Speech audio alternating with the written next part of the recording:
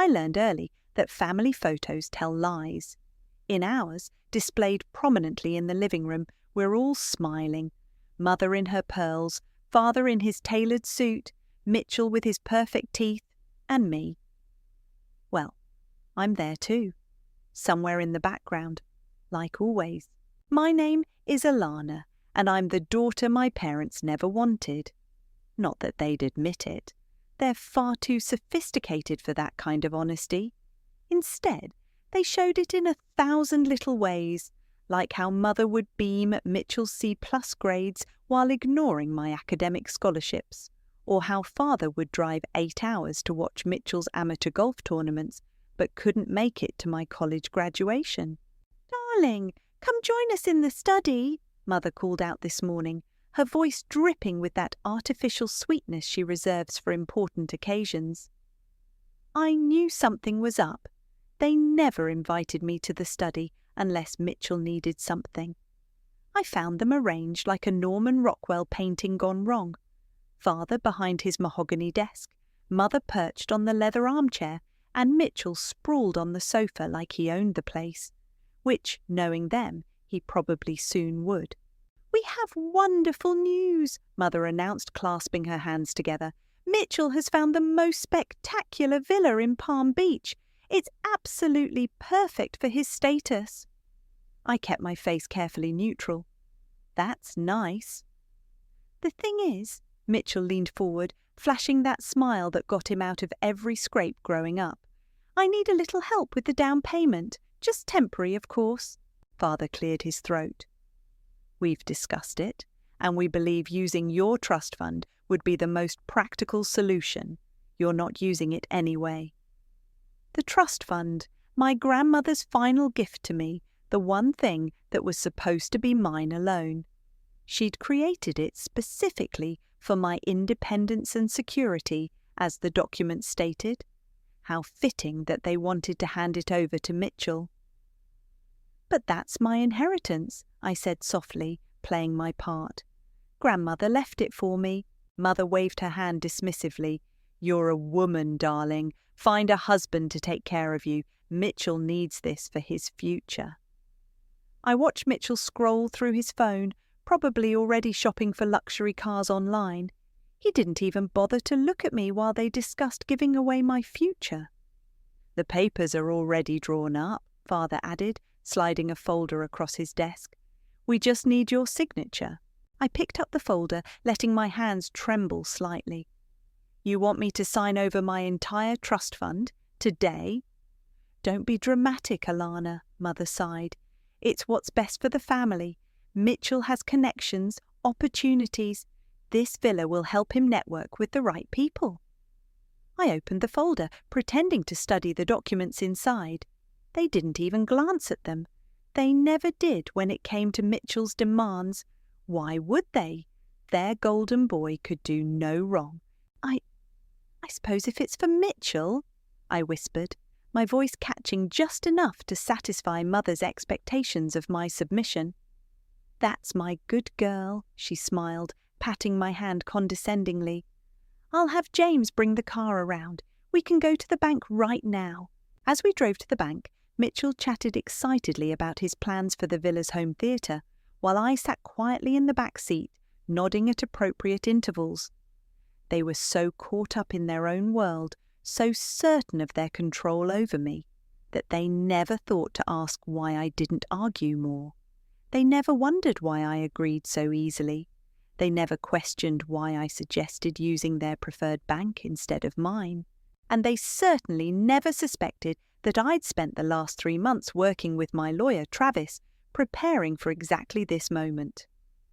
I signed the documents with a steady hand, watching as Mother and Father added their signatures as guarantors, a detail they barely noticed, buried in the fine print they couldn't be bothered to read. Mitchell was too busy texting his girlfriend about their future pool parties to even look up. "Congratulations, Mitchell," I said softly as we left the bank. "I hope the villa is everything you deserve." Mother squeezed my shoulder. "See, that wasn't so hard. Sometimes you just need to trust that we know what's best." I smiled and nodded. the perfect picture of the compliant daughter they'd always wanted me to be. But as I watched them climb into their Mercedes, already discussing Mitchell's housewarming party, I touched the copy of the documents in my purse and thought about my grandmother's words from years ago. Patience, my dear. Sometimes justice takes the scenic route. They had no idea I'd already met with my lawyer, and the route I'd planned was about to take them somewhere they never expected to go. "Are you absolutely certain about this?" Travis asked, adjusting his reading glasses as he reviewed the documents spread across his desk. "Once we set this in motion, there's no turning back." I leaned forward in my chair, my voice steady. They've spent my entire life treating me like a backup plan. It's time they learned what that really feels like. The office was quiet except for the gentle hum of the air conditioning and the shuffle of papers. Travis had been my grandmother's lawyer before he became mine, and he understood exactly what was at stake. "The modified trust withdrawal agreement is brilliant in its simplicity," he explained, pointing to specific clauses. "By recharacterizing the transfer as a secured loan rather than a gift, we've created a legal obligation that your parents guaranteed without realizing it." "And Mitchell?" I asked. "Your brother's signature on the villa purchase documents creates a direct link between the trust funds and the property. If he defaults—" Travis allowed himself a small smile. "Well, let's just say the dominoes will fall exactly as planned." My phone buzzed. Another Instagram notification from Mitchell. I opened it to find a photo of him posing in front of a brand new Lamborghini, caption reading, "New house, new ride, living my best life. Blessed, eager luxury lifestyle." "He's already spending money he doesn't have." I showed Travis the post. "How long do you think before it all catches up to him?" "Based on the financial records we've uncovered, weeks, maybe months. He's leveraged to the hilt, Alana. The villa is just the tip of the iceberg." I stood and walked to the window, watching the city bustle below. "Mother called this morning. She wants me to help plan Mitchell's housewarming party. Says it's the least I can do after they helped me make such a wise investment decision with my trust fund." Travis snorted. "The irony would be delicious if it weren't so tragic. Have they even read the documents they signed?" "Of course not. They never do when it comes to Mitchell. That's why this will work." My phone buzzed again. A text from Sella. "You okay? Want to grab coffee?" "Go," Travis said, noticing my expression. "We've done what we needed to do here. The papers are filed, the trap is set. Now we wait." I met Sella at our usual cafe 20 minutes later. She was already at our corner table, 2 lattes waiting. "Spill," she demanded as soon as I sat down.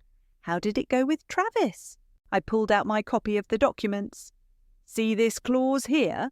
The one about responsible financial stewardship that my grandmother insisted on? It's now the cornerstone of our entire strategy." Sailor's eyes widened as she read. "Holy shit, Alana. This isn't just a trap. It's a nuclear option. Your parents could lose everything." "They already cost me everything," I replied, stirring my latte. "My education fund, my inheritance, my chance at starting my own business. All because Mitchell needed it more." "Speaking of the golden boy," Sella turned her phone to show me Mitchell's latest post. Him and his girlfriend, Bella, spraying champagne by their new infinity pool. "He's not wasting any time burning through your money." "That's the plan. The faster he spends, the quicker this all unfolds." Just then, my phone rang, Mother's number flashing on the screen. I put it on speaker. "Darling, we need you at the villa tomorrow. Mitchell's interior designer has questions about the furniture you're contributing." I nearly choked on my coffee. "The furniture I'm what?" "Well, you can't expect Mitchell to furnish that enormous house all by himself," Mother said, as if it was the most reasonable thing in the world. "We've already told the designer you'll be providing the furniture for the guest wings. It's the least you can do, considering how generous Mitchell's being about letting you use the pool whenever you want." Sella's jaw dropped. I kept my voice level. Of course, Mother. Whatever Mitchell needs. After hanging up, Sella stared at me. They really have no idea what's coming, do they? No, I said, pulling out the final document Travis had given me. The personal guarantee with my parents' signatures, their house and assets pledged as collateral. They never bothered to look past the surface, just like always. My phone pinged with an email from Travis. Payment schedule activated, first due date in 30 days. I showed it to Sella, a calm settling over me. Now we wait. The justice taking the scenic route. Sella raised her cup. I clinked my cup against hers, thinking about the ticking time bomb buried in those documents they never read. To the scenic route indeed. The villa was exactly what you'd expect from Mitchell. All show, no substance. I stood in the marble foyer, watching my brother gesture grandly at the 20-foot ceilings while Mother cooed over the crystal chandelier. "The bee and this," Mitchell announced, leading us into yet another cavernous room, "is where I'll host my networking events. Top executives, influencers, real movers and shakers." The room echoed emptily. No furniture yet, just expensive emptiness and unpaid bills I'd spotted peeking out from under a stack of design magazines. "It's certainly impressive," I offered, noting the thin layer of dust on the windowsills. The cleaning service must have already quit. Bella lounged by the infinity pool, visible through floor-to-ceiling windows. She was on her phone, probably documenting another day in her luxury lifestyle influencer journey. Mother had already started planning their wedding, despite having met Bella only twice. "Mitchell, darling," Mother called from another room, "the designer needs your input on the kitchen backsplash." As soon as he left, I wandered over to where Bella was sunbathing. "Beautiful day." She lowered her sunglasses, giving me a once-over. "Oh, hey, Alana, right? Mitchell's sister?" "That's me." I settled into a nearby chair. "How are you liking the villa life?" "It's amazing," she gushed, but I caught the slight tension in her voice. Mitchell knows exactly how to live the premium lifestyle, though. She glanced around conspiratorially. Between us, the pool guy's been asking about his check, and the security system people keep calling. I raised an eyebrow. "Payment issues?" "Oh, it's nothing," she waved dismissively. "Just mix-ups with the banks. Mitchell says it happens all the time with high-net-worth accounts. Did you know he's launching a crypto investment platform?" Before I could respond, my phone buzzed, a text from Sella. "County Tax Assessor's Office just posted new records. Check your email." "Excuse me," I smiled at Bella. "Need to take this." I found a quiet corner in the echoing house and opened the email.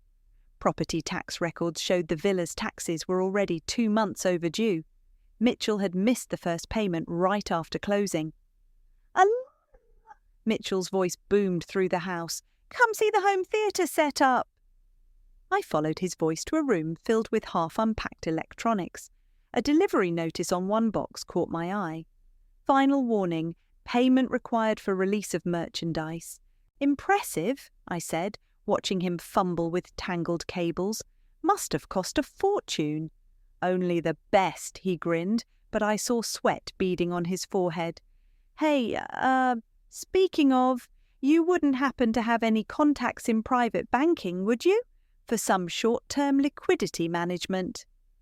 Translation: he needed money. Already. "Sorry," I shrugged. "I'm just a woman who needs to find a husband to take care of her, remember?" His face flushed. "Look, about that.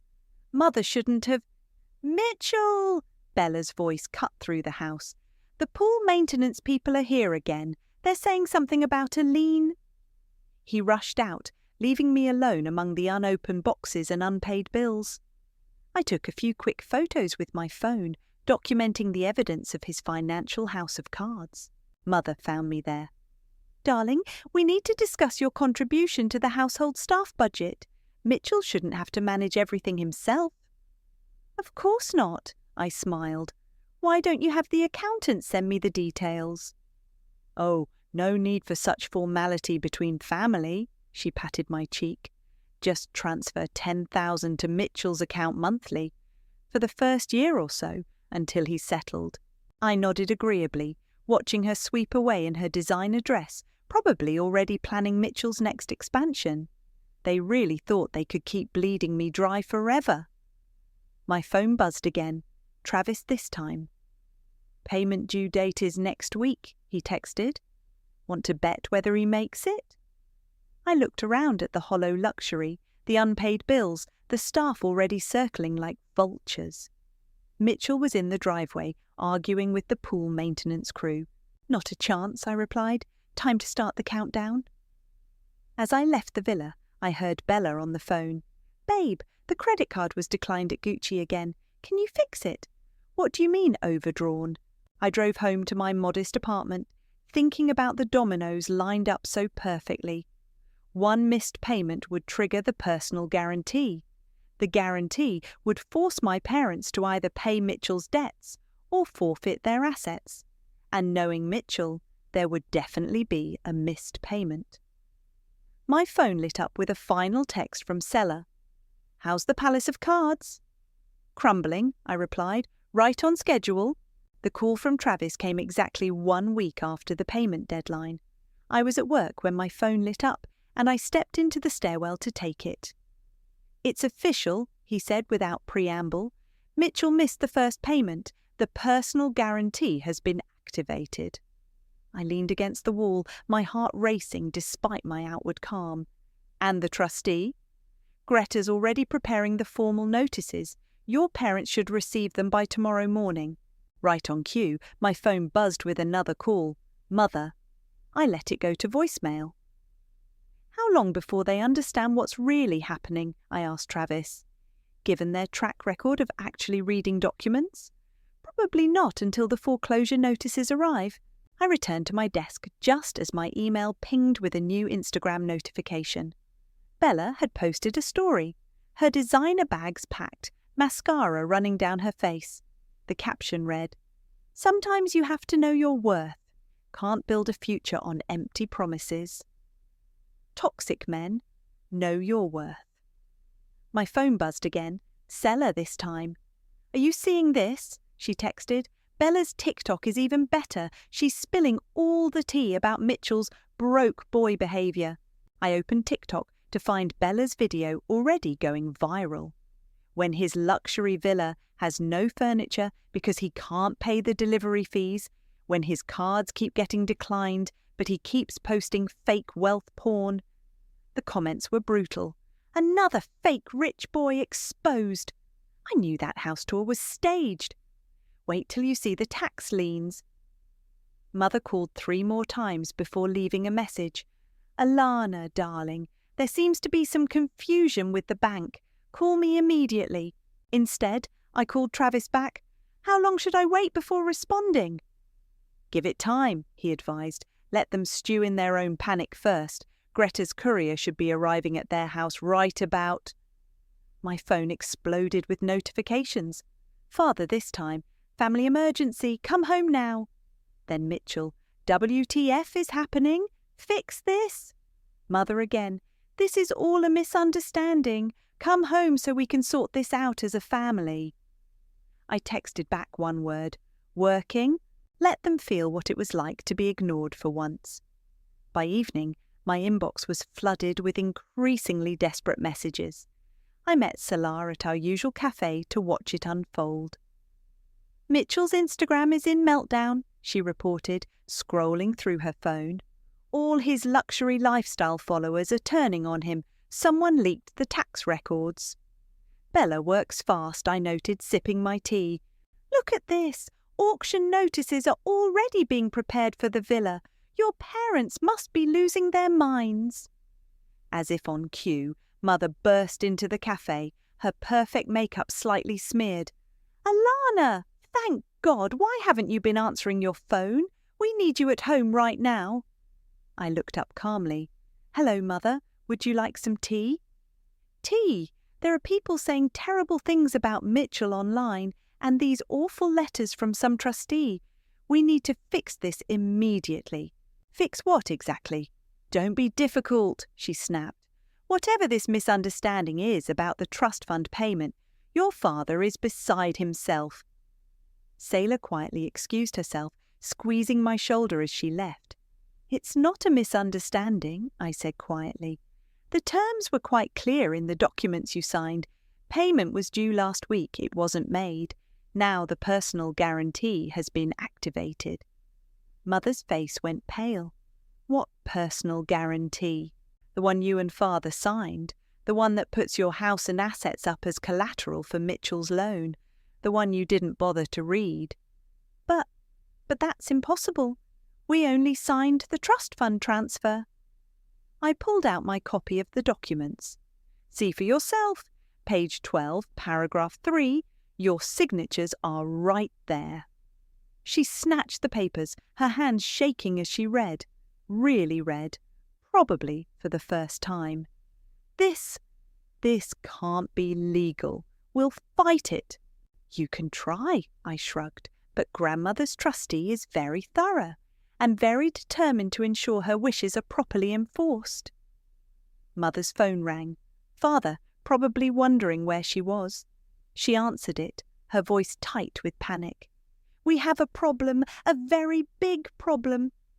As she argued with Father, my phone lit up with a text from Travis. Auction signs go up tomorrow. Want to be there?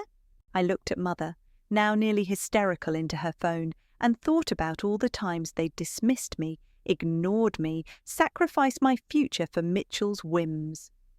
Wouldn't miss it, I replied. Mother ended her call, her face ashen. There's an emergency family meeting tonight. You will be there. I gathered my things calmly. Of course, Mother. After all, we're family, aren't we? The family study felt smaller than usual, probably because Mitchell was pacing like a caged animal. Father was red-faced behind his desk, and Mother kept wringing her hands in her lap. The auction sign on the villa's gate had done exactly what I'd expected, shattered their carefully maintained illusion of control. This is ridiculous, Mitchell exploded. I didn't default on anything. The payment system must have glitched. A glitch that's lasted 3 weeks, I asked mildly from my corner chair. Despite multiple notices? He whirled on me. Like you'd understand. I've been busy networking, building connections. These things take time. Time doesn't pay bills, I replied, or property taxes, or staff salaries. Father slammed his hand on the desk. Enough! This isn't helping. We need solutions, not accusations. Solution's simple, Mitchell said. Just transfer more money from the trust. Problem solved. I couldn't help but laugh. There is no more money in the trust. You spent it all on the down payment, remember? Then where did these payment obligations come from? Mother demanded. We only signed a simple transfer. Did you? I pulled out my copy of the documents. Because that's not what these say. These show a structured loan with your house as collateral. Your signatures are right there. Father snatched the papers, his face growing paler as he finally read the terms. This isn't what we agreed to, he stammered.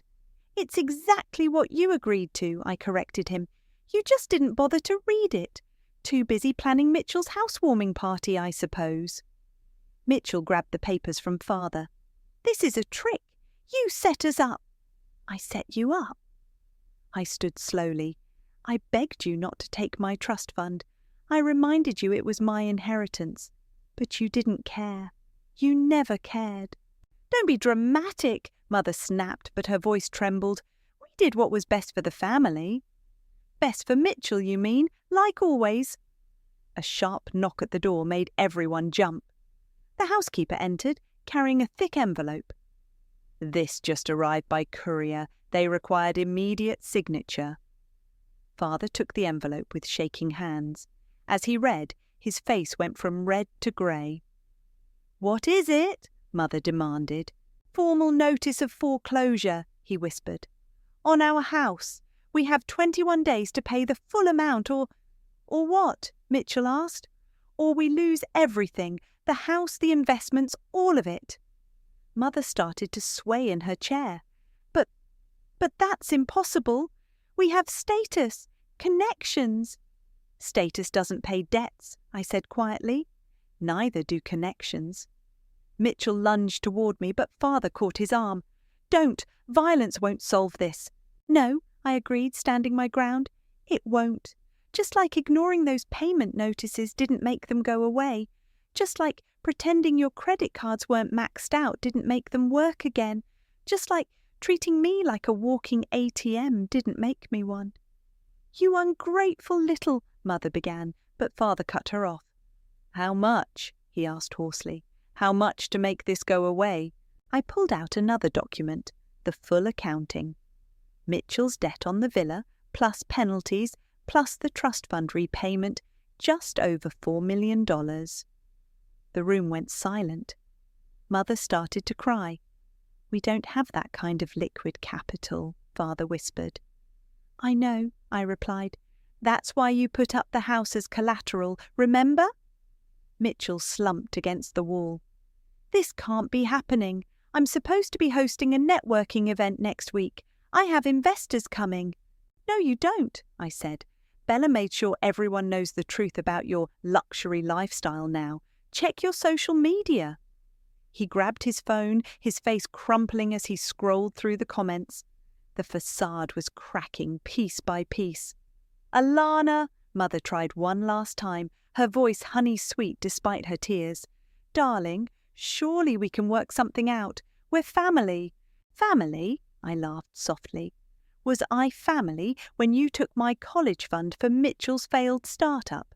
Was I family when you dismissed every achievement because girls should focus on marriage? Was I family when you stole my inheritance?" The doorbell rang again. Through the study window, I could see Greta, the trustee, standing on the front steps with another envelope. "That'll be the final notice," I said, gathering my things. "You have 21 days to pay, or the house goes to auction, just like Mitchell's villa." "You planned this," Mitchell accused, his voice breaking. "All of it." I paused at the door, looking back at my family, Mother crying, Father aged 10 years in an hour, Mitchell's carefully crafted world crumbling around him. "No," I said softly. "You did this. I just read the documents before I signed them. Maybe you should have done the same." The movers arrived at my apartment early, their truck rumbling in the parking lot as I packed the last of my childhood photos into a box. 18 days had passed since the final notice, and my parents had cycled through every stage of grief and manipulation. My phone buzzed with Mother's latest attempt. "Please, darling, your father's blood pressure is through the roof. Is this what you want? To kill your own father?" I left it unanswered, just like the dozens before it. The doorbell rang. Seller right on time. "Ready?" she asked, taking in the boxes stacked by the door. "Almost. Just need to—" My phone rang again, Mitchell this time. "You have to stop this," he shouted before I could speak. "They're taking the villa today. Do you know how humiliating this is?" "About as humiliating as having your entire trust fund stolen by your own family." "That was different. I needed it." "And now I need you to lose my number," I said, hanging up. Sailor helped the movers load the last boxes. "Your new place is ready?" "The cottage closes tomorrow. Grandmother always said it was her favourite property." Another call, Father this time. I answered out of sheer curiosity. "The bank won't extend any more credit," he said, his voice rough. "Everything's frozen. Your mother, she's not well, Alana." "I'm sorry to hear that." "No, you're not. You planned this, all of it, to punish us." I watched the movers carefully handle the box containing Grandmother's photos. "Did you know she left me letters? One for each birthday until I turned 25. She knew even then how you tried to control me through money." "We gave you everything." "You gave Mitchell everything. I was just the backup ATM." He was quiet for a moment. "We can still fix this. There's 3 days left. Come home. We'll figure something out as a family." "Like you figured out how to take my inheritance?" The line went dead. Sella touched my arm. "You okay?" Before I could answer, a sleek black Mercedes pulled into the parking lot. Mother emerged, perfectly coiffed despite everything. "Darling," she called out, hurrying over. "Thank goodness I caught you. We need to talk." "I'm busy, Mother." "Yes, I can see that." She eyed the moving truck distastefully. "But surely this little tantrum has gone far enough." "Tantrum?" I turned to face her fully. "Is that what you call consequences?" "I call it a daughter betraying her family," she snapped, mask finally cracking. "After everything we've done for you—" "Name one thing," I interrupted. "One thing you've done for me, not Mitchell." She faltered. We gave you a good home. You gave me a front row seat to watch Mitchell get everything while I got nothing." "That's not true. My college fund, Mitchell's startup, my first car fund, Mitchell's golf membership, my inheritance, Mitchell's villa. Want me to continue?" Mother's face hardened. "Fine, name your price." "Excuse me?" "To fix this, to call off the foreclosure. How much do you want?" I laughed, the sound harsh even to my ears. "You still think this is about money?" "Isn't it? You're destroying our family over money." "No, Mother, I'm letting you face the consequences of your choices for the first time in your life."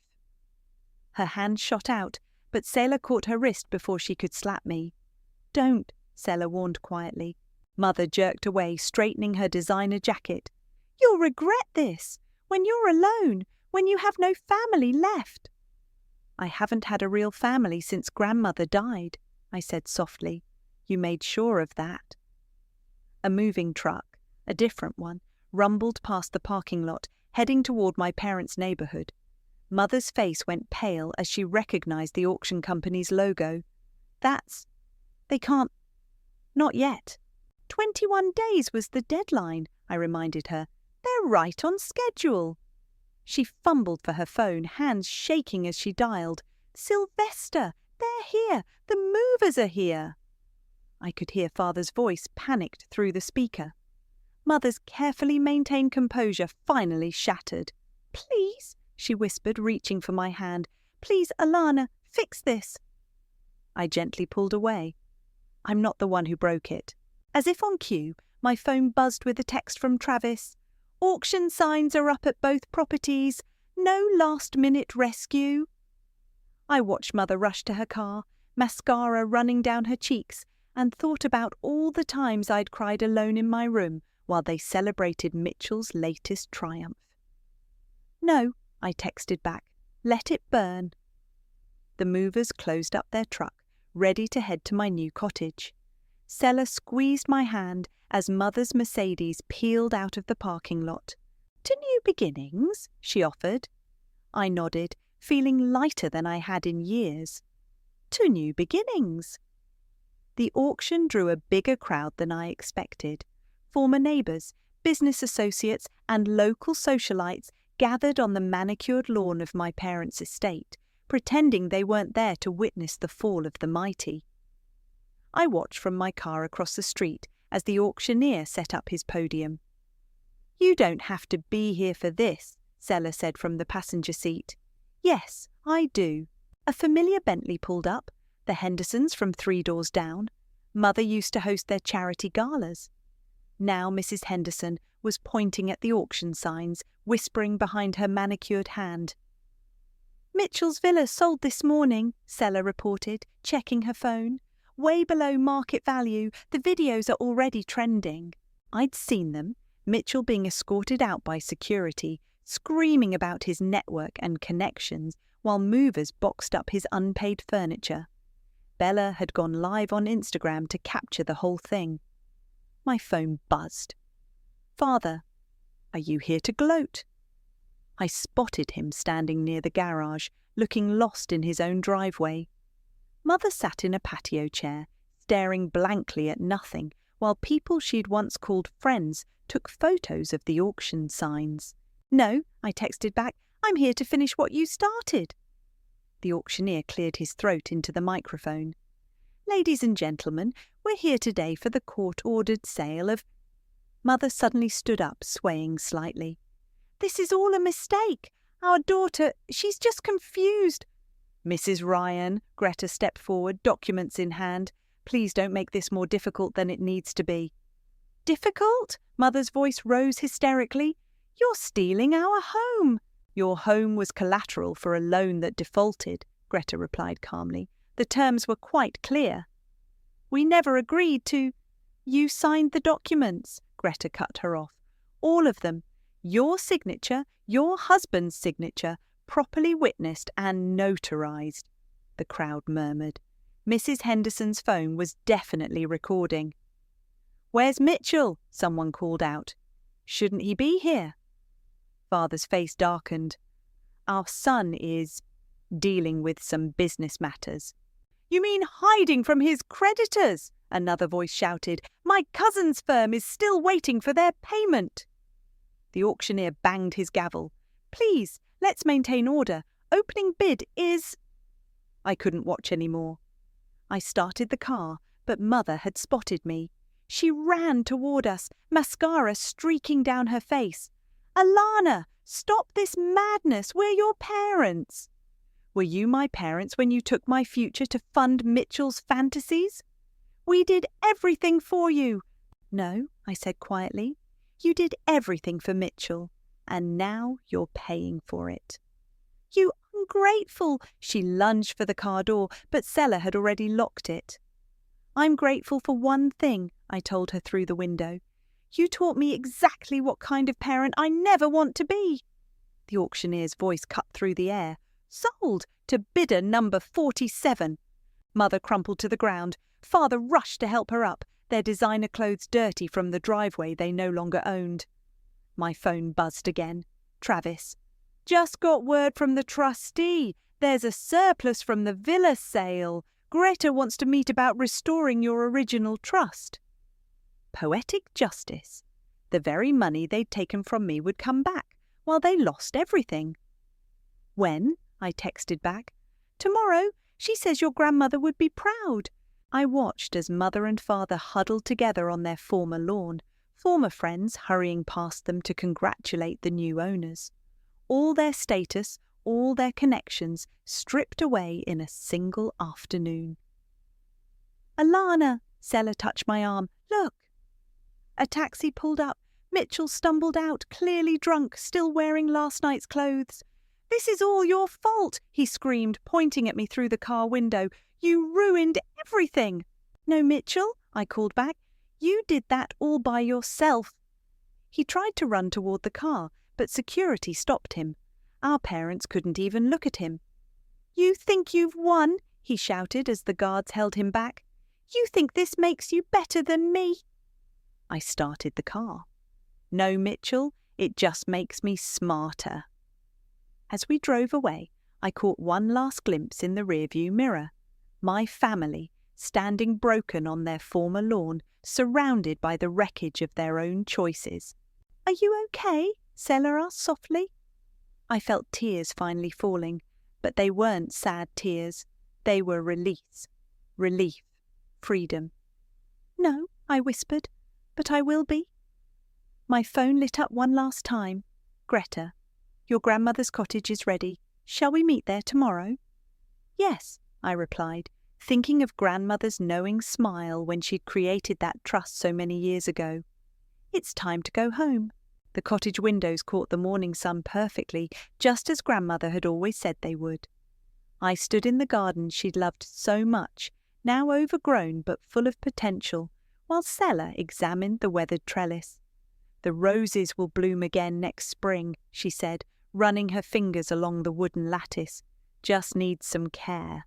"Everything here does," I replied, thinking of the dust-covered furniture and creaky floorboards inside. But unlike the hollow luxury of Mitchell's villa, this place had bones, history, heart. My phone buzzed, Travis arriving for our meeting with Greta. I met them at the front gate, where morning glories still climbed stubbornly despite years of neglect. "Your grandmother would be pleased," Greta said, taking in the cottage. She always said this place needed the right kind of love to truly shine. We settled in the sun-drenched kitchen. Greta spread out the documents while Travis made coffee in the old percolator I'd found in a cabinet. "The trust has been fully restored," Greta explained, "with interest. Actually, the villa's sale surplus exceeded expectations." "Speaking of expectations," Travis added, pulling out his tablet, "you might want to see this." He showed me a news article, "Local Business Scion Faces Fraud Charges." Mitchell's mugshot stared back at me, his perfect smile finally cracked. "Turns out the villa wasn't his only creative financing venture," Travis explained. "Several investors have filed complaints about his crypto platform." "And your parents?" I asked, not sure why I still cared. "Renting a small condo across town," Greta replied. "Your father's looking for work. Your mother, well, she's been removed from several charity boards." The doorbell rang, an unexpected sound in this quiet place. Sela answered it, then called out, "Alana, you need to see this." Mother stood on the porch, alone, looking smaller without her designer clothes and perfect makeup. She held a cardboard box. "May I come in?" I hesitated, then nodded. She entered cautiously, taking in the cottage's modest charm. "Your grandmother loved this place," she said softly. "I never understood why until now. It's real." She set the box on the kitchen table. "I found these while packing. They're yours." Inside were photos, report cards, certificates, every achievement of mine they'd ignored over the years. At the bottom, a worn envelope. "To my dearest granddaughter on her wedding day. She left so many letters for you," Mother whispered. I should have given them to you years ago, should have done so many things differently." "Yes," I said simply. "You should have." She wiped her eyes. "Mitchell's court date is next week. They're saying he might go to prison. Actions have consequences." "Like ours did?" she asked, meeting my eyes for the first time. "We deserved this, didn't we? All of it? What do you think?" She looked around the cottage again at the life I was building from the ashes of their destruction. I think your grandmother knew exactly what she was doing when she left this place to you, when she protected your trust. She saw what we couldn't or wouldn't." Mother turned to leave, then paused. "I know it's too late for forgiveness, but would it be possible? Maybe someday?" "Someday," I said, not promising more than that single word. After she left, Sela helped me unpack the box, while Travis and Greta finished the trust paperwork. Each photo, each letter, each forgotten moment of my life felt like reclaiming pieces of myself. "What now?" Sela asked, holding up grandmother's wedding letter. I looked around at the cottage's potential, at the garden waiting to bloom again, at the life I could build here. Not in anyone's shadow, not as anyone's backup plan. "Now we renovate," I said, "starting with the garden. Marcus and your family." I thought of Mother's visit, of Mitchell's consequences, of Father's silence. They need to find their own way now, just like I did. Greta smiled, reminding me so much of Grandmother in that moment. "Your grandmother used to say that true justice isn't about destruction, it's about restoration, about building something better from what was broken." I opened Grandmother's wedding letter, her familiar handwriting bringing tears to my eyes. "My dearest Alana, remember that your worth isn't measured by others' expectations, but by the strength of your own heart." "She was right," I said, looking out at the morning glory vines reaching toward the sun, "about everything." Travis gathered the finished paperwork. "Need anything else?" I shook my head, feeling the weight of the past finally lifting. "No, I have exactly what I need right here." The morning sun streamed through the windows, warming the old wooden floors. Outside, birds sang in Grandmother's overgrown garden, and for the first time in my life, I was exactly where I belonged. Not in the background, not in Mitchell's shadow, but in my own light, finally bright enough to shine.